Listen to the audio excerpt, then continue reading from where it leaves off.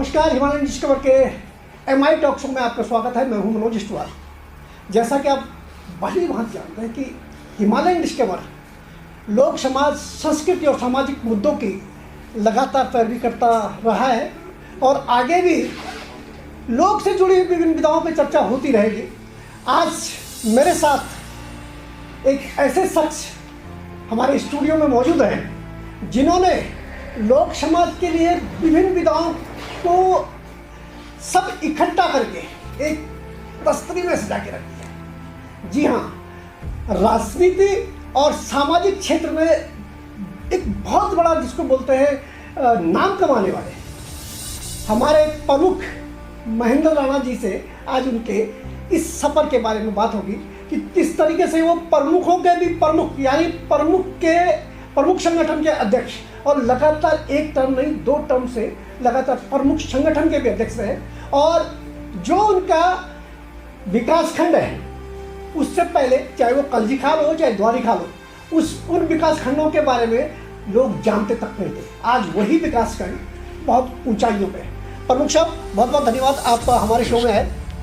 प्रमुख साहब, सबसे पहले तो मैं आपकी शुरुआती दौर को लूँगा। किस तरीके से आपने ये सोचा कि आप सामाजिक क्षेत्र के में लोगों की सेवा के लिए गढ़वाल की तरफ रुख करेंगे? मैं पहाड़ से, मेरे फादर बड़े सामाजिक थे और हम लोग पहाड़ में आना जाना, जैसे गांव में आते जाते रहते थे।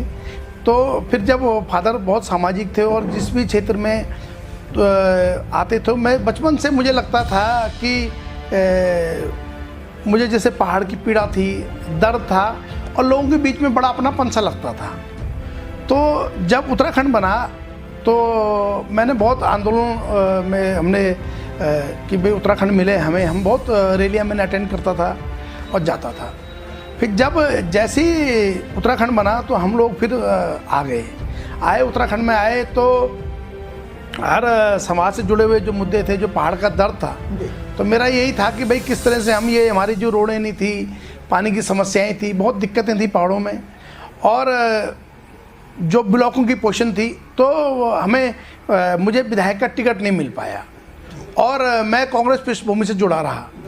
तो हमारे जो सीनियर नेता थे, तो हमारे यहाँ पौड़ी विधानसभा रिजर्व हो गई, तो मुझे लगा कि भाई क्यों ना हम छोटे लेवल से ही संघर्ष करें और क्षेत्र के लिए, क्योंकि हमें क्षेत्र में काम करना है, समाज की सेवा करनी है और किस तरह से। तो मुझे लगा कि सबसे नीची कड़ी हमारी क्षेत्र पंचायत थी और मैं क्षेत्र पंचायत लड़ा और क्षेत्र पंचायत लड़ने के बाद मैंने अपने ब्लॉक में प्रमुख के लड़ा। तो मुझे उस टाइम किसी परिस्थिति के कारण मैं एक वोट से मुझे हरा दिया गया और फिर मैं अब विश्वास लाया, संघर्ष किया मैंने और फिर मैं प्रमुख बना और 2009 के लगभग मुझे प्रमुख बनने का मौका मिला और फिर मैं उसके बाद 10 के लगभग मैं प्रमुख बना और उसके बाद मैंने फिर जो हमारी परिस्थितियाँ थी क्षेत्र में कि भाई मैं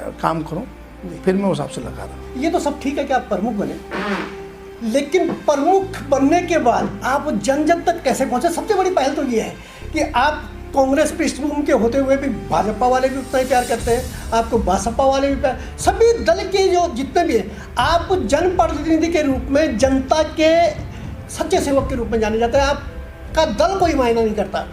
ऐसा क्या कर दिया आपने इन विकास खंडों में जो आपको लोग इस तरीके से मानते हैं?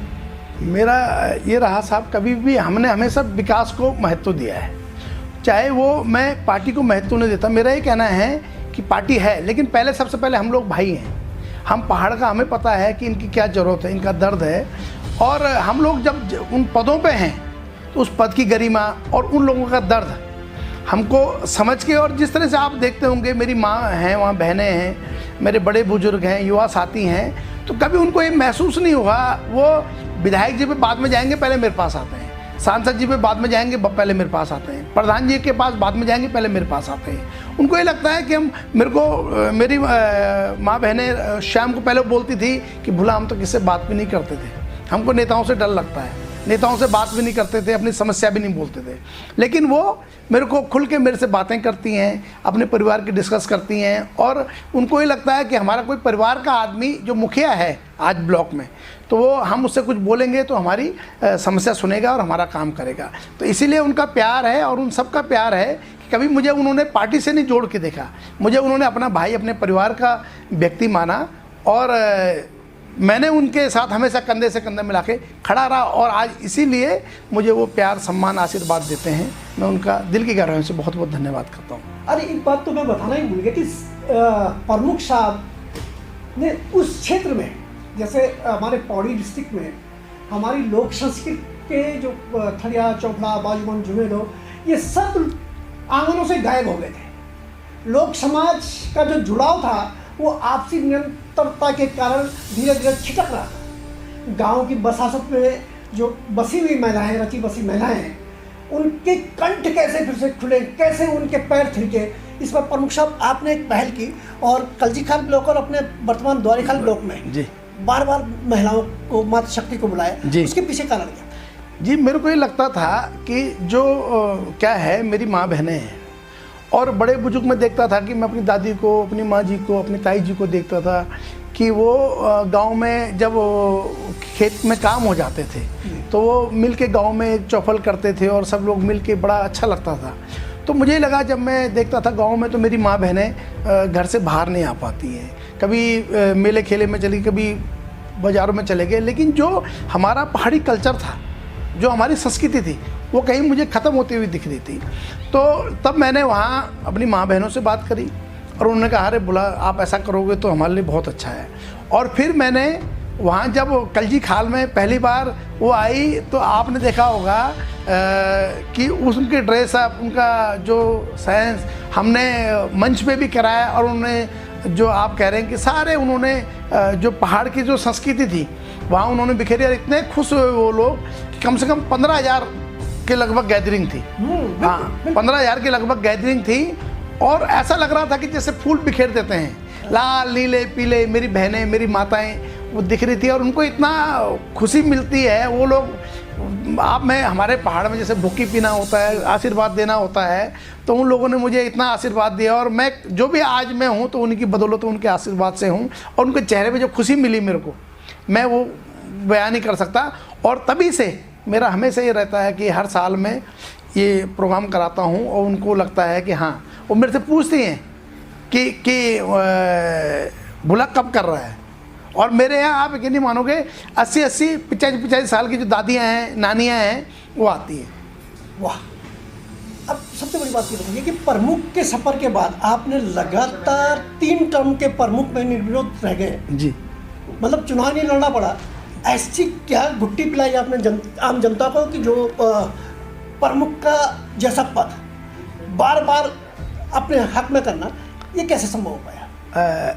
जब मैं साहब पहली बार प्रमुख बना, तो मुझे लगता था कि मैंने मेरे मित्र लोग यूपी में थे, और जैसे मैंने देखा है कि भाई प्रमुखों का बड़ा एक अलग सा, विधायक प्रमुख को भी बड़ा अच्छे रुतबेदार मानते हैं। तो जब मैं कलजीखाल में ब्लॉक प्रमुख बना, तो मैं पहली बार बीडीसी मेंबर तो रहा मैं, लेकिन मैं ब्लॉक में नहीं गया था। तो जब मैं गया तो आप ब्लॉक की हालत देखते साहब, तो जैसे भूत की पहले पूरी फिल्में होती थी भूतों की, उस तरह की अलमारियाँ लटक रही, फर्श पे बड़े खड्डे हो रखे, कहीं सरिये लटक रहे, कहीं पीपल के पेड़ दिख रहे।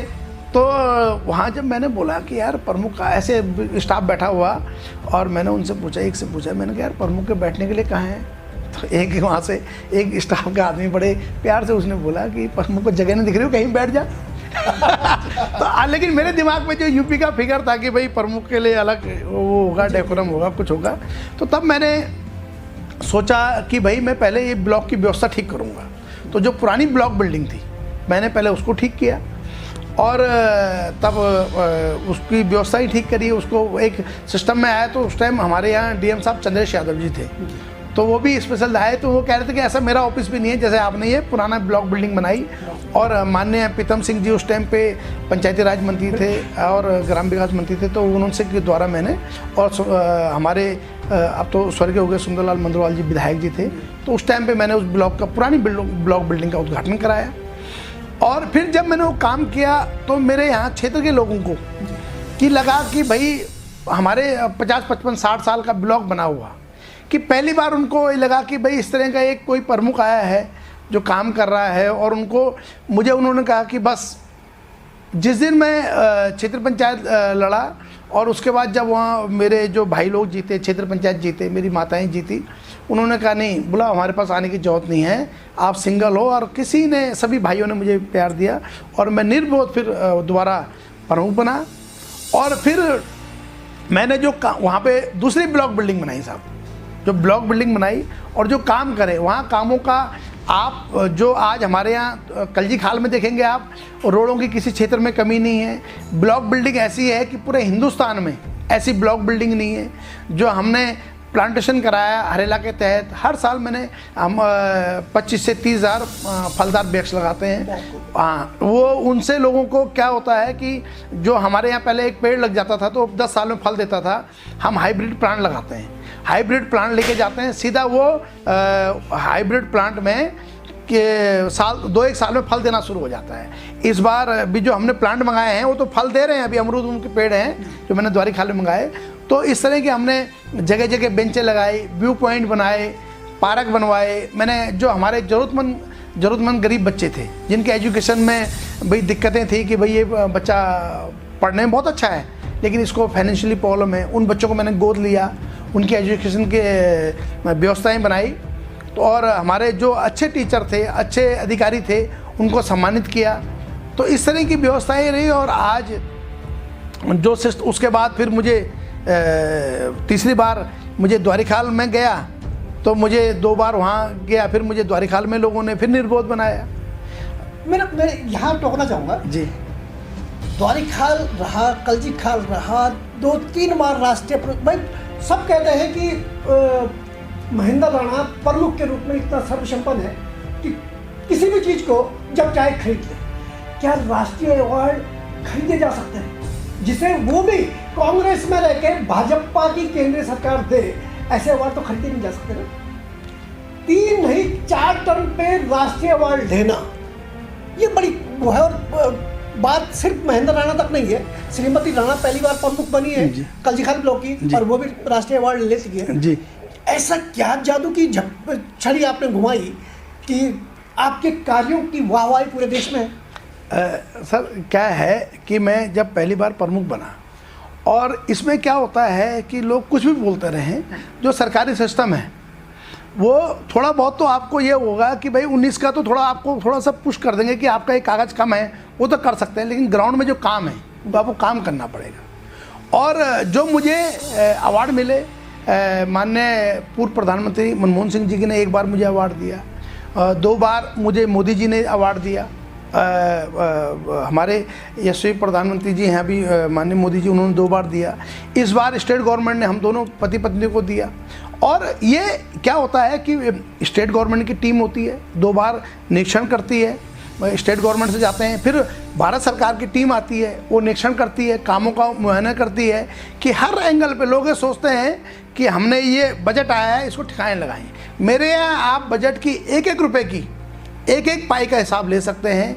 पूरा सिस्टमेटिक सारी चीज़ें होती हैं, काम होता है जिस स्वास्थ्य में काम होना है तो स्वास्थ्य पे होगा, पेयजल पे काम होना है पेयजल पे होगा, कुछ और डेवलपमेंट पे काम होना है तो उस पे होगा। और आज आप बोलेंगे कि हमारे पौड़ी ज़िले में कलजी खाल ब्लॉक में जब मैं प्रमुख था वहाँ तो आज 1000 आवास हमारे गरीब परिवार प्रधानमंत्री आवास जो हैं वो सबसे ज़्यादा हमारे ब्लॉक में है, कलजी खाल में। बताइए। हाँ, तो पहले ये कहते थे कि प्रमुख के सिर्फ पद है, प्रमुख के पास पावर है कहाँ?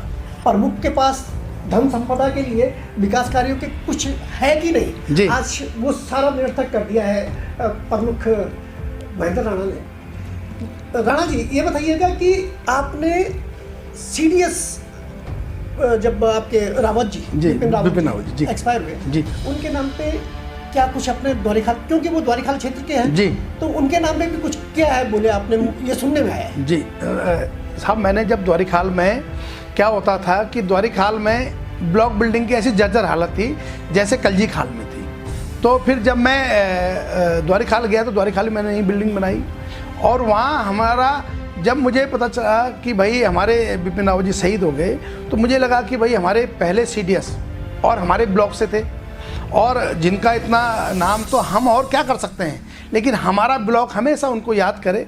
तो मैंने अपने ब्लॉक के नाम से उनके CDS बिपिन रावत जी के नाम से अपने ब्लॉक का नाम रखा है, जो हमारा वहाँ पे तो हमेशा उनके नाम से पहचाना जाएगा। बहुत खूब। सामाजिक क्षेत्र में आपने कौथिक भी शुरू कर दिए, बोले मेले खोले भी शुरू कर दिए, जो पौराणिक मेले थे बंद हो रखे थे उनको एक ऊंचाइयाँ दी है। जी, मैंने आपने देखा होगा हमारे यहाँ तो गेंद मेला होता था गिंदी का, ये कलजी खाल ब्लॉक में है। कलजी खाल ब्लॉक में है जो गेंद मेला, हमने उसको पौराणिक रूप दिया। भुवनेश्वरी मंदिर में हमने उसको अच्छा भव्य बनाया। आज जो कलजी खाल में है, आज उसका बड़ा महत्व है, और उसको लोग सब आते हैं बड़े खुशी खुशी। जो हमारे जो मेले समाप्त हो रहे थे उनको पुनर्जीवन किया। ऐसी मैंने इधर द्वारिखाल ब्लॉक में किया। हमारे यहाँ डाडा मंडी एक मेला है, वहाँ भी गेंद मेला होता है। वहाँ मैंने बड़ा भव्य मंच बनाया कि जो हमारे बताते हैं कि पूर्व विधायक मंत्रियों ने बड़ी घोषणाएं करी, मुख्यमंत्री जी घोषणा कर गए, लेकिन किसी ने कभी नहीं बनाया। वहाँ इतना भव्य मंच बनाया आपने कि आपको लगेगा कि अरे पहाड़ में इतना भव्य मंच है। ऐसी हमने अपने वहाँ पे आज जो मेले हैं बड़ा अच्छा स्वरूप दिया है हमने। वहाँ पे हम खेल करवाते हैं और महिला मंगल दोनों के प्रोग्राम कराते हैं। हम मैदान बनाया हमने, तो इस तरह के प्रोग्राम कराए। साथ में पूरी नहर पे आपने बीज बो दिए, ये पहली बार है। और उसकी तारीफ ऐसे नहीं है कि नहर घाटी में आपका द्वारिखाल ब्लॉक और कलजी खाल ब्लॉक कर रहा हूँ जी, पूरी जहाँ तक नहर पहुँच रही है जी, वो बोल रहे भाई ये तो बड़ा नया अनूठा प्रयोग है। पहला प्रमुख ऐसा देखा जिसने 50,000 विभिन्न प्रजाति की मछलियों के बीच पूरी नहर में बो दिए जी। हमारे गोल्डन फिशर उस तरह की जो प्रजाति हमारी नदी में चल पाए, तो हमारे दो मित्र भी हैं, पत्रकार बंधु बहुगुणा जी और अजय रावत जी। तो वो भी लोग उन लोगों के भी सब साथ में मिलके, और हमने 50,000 मच्छियों का बीज डाला, और जिससे हमारा पूरी नयार नदी पे एक नई प्रजाति की मच्छियाँ होंगी, और वहाँ से उन लोगों को रोज़गार का बेनिफिट मिलेगा, और क्या कहते हैं एंगलिंग करने का वहाँ लोगों को बेनिफिट मिलेगा उसका। बहुत खूब। मतलब आपने वो पंत जी की कविता को पूरा कर लिया कि मैंने बचपन में छिपकर बीज बोए थे सोचा था पैसों के प्यारे पौध उगेगी। लगता है कि जो 50,000 मछलियाँ जब नयार नदी में पड़ी होंगी, तो वो पूर्वी और पश्चिमी नयार में कितने गांवों को लाभान्वित करेंगी, ये हम समझ सकते हैं। आगामी भविष्य में क्या क्या प्लानिंग है? जैसे लोग चाहते हैं कि हर कोई चाहता है कि विधायक का चुनाव लड़े, महेंद्र राणा, तो शायद अभी जब प्रमुख होकर इतना कुछ इस क्षेत्र के लिए कर रहे हैं, तो क्योंकि उम्मीदें दिनों दिन ऊपर चढ़ती हैं।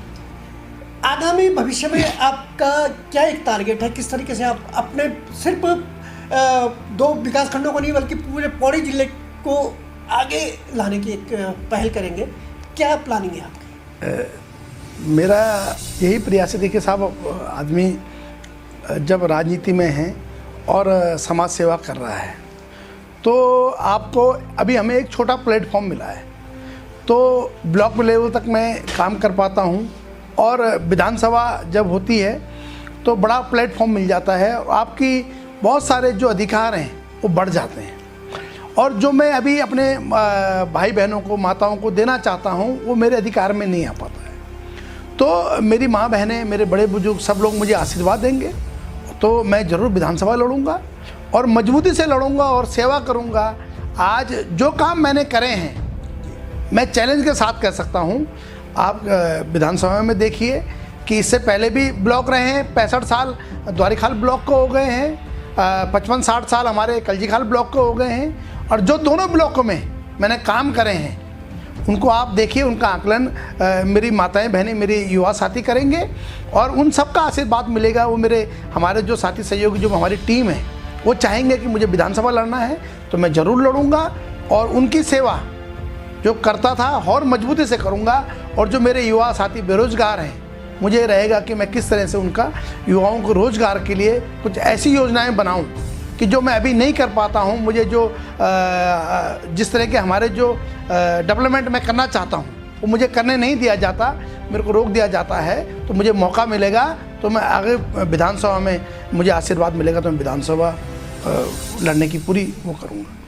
आपने समय दिया, हमारे स्टूडियो में आया, आपका बहुत बहुत धन्यवाद। तो ये हैं पौड़ी जिले के द्वारिखाल विकासखंड के प्रमुख महेंद्र राणा जी, जो प्रमुखों के भी अध्यक्ष हैं। प्रमुख संगठन में मेरे ख्याल से लगभग 95 प्रमुख हैं जी, उनके भी अध्यक्ष, और एक बार नहीं दूसरे टर्म पे भी प्रमुख है। उम्मीद है आपको महेंद्र राणा जी के विकास कार्यों को लेकर, उनके लोक समाज और लोक संस्कृति के प्रति जो रुझान है, माँ बहनों के प्रति एक आघात प्यार है, जो बच्चे पढ़ नहीं पा रहे हैं उनके प्रति एक लालसा है कि ये आगे बढ़े, ऐसे समाज सेवी को आप देखना और सुनना बार बार पसंद करेंगे। अगली बार फिर महेंद्र राणा जी इसी प्लेटफॉर्म पे आपको दिखेंगे, नए विकास की भावनाओं के साथ, नए मुद्दों के साथ। नमस्कार। नमस्कार।